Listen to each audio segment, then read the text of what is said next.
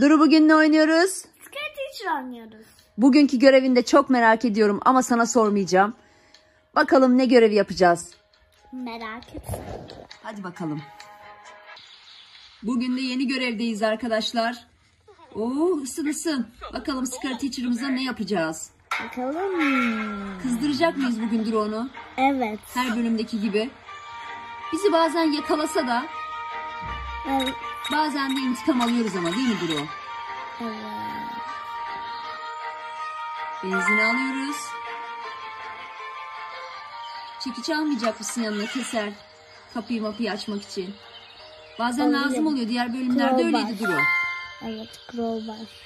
Evet, bunu alıyormuşuz arkadaşlar. Bununla kapalı kapıları açmak için alıyoruz. Çünkü diğer bölümlerde de böyle yaptık. Mutfağa gitmemiz lazım.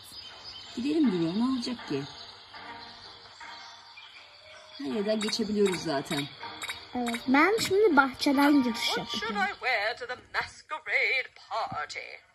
Of course, I can look good in Kendi everything. elbisesine bakıyor. Bir tek başına sıkılmıyor mu Duru burada ya? Kocaman ev, git bitmiyor ya. Nasıl Evet. sıkılmıyor ben anlamadım. Yani Ne yapacağız buradan Duru? Ne alacağız? bunu. Su. Ay, dönüyor. Oo, bakalım aklıma bir şeyler geldi Duru. Benzin, su, şöminede ısınıyordu.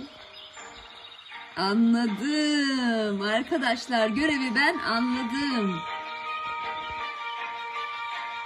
Skirt Teacher niye durdu? Bilmiyorum, yanlış bir şey mi aldık Duru? Acaba hissetti mi? Geldiğimizi hissediyor herhalde. Hadi bakalım. Yukarıdan çıkman gerekmiyor mu? Koridorda mı şömine? Evet. Ve Skirt Teacher da burada. Tamam, mutfağa giriyor Duru. Mutfağa girmiyor. Nereye girdi? O oyun yerine. Tamam, gir. Arkadaşlar, görevi yapabilecek miyiz? Gerçekten merak ediyorum. Aha, Evet. kitap okuyorlar. Önce söndürdük. Sonra Attın mı benzini? evet. Şu şeye burada git ya. That's strange. Ay, geliyor ama. Why did the Gelsin, fire aşağıdır. suddenly stop Boş burning? ver. Görev orası. Gideyim de ısınayım diyor Duru. Evet. Hadi bakalım. İzleyelim evini. Hep birlikte izliyoruz.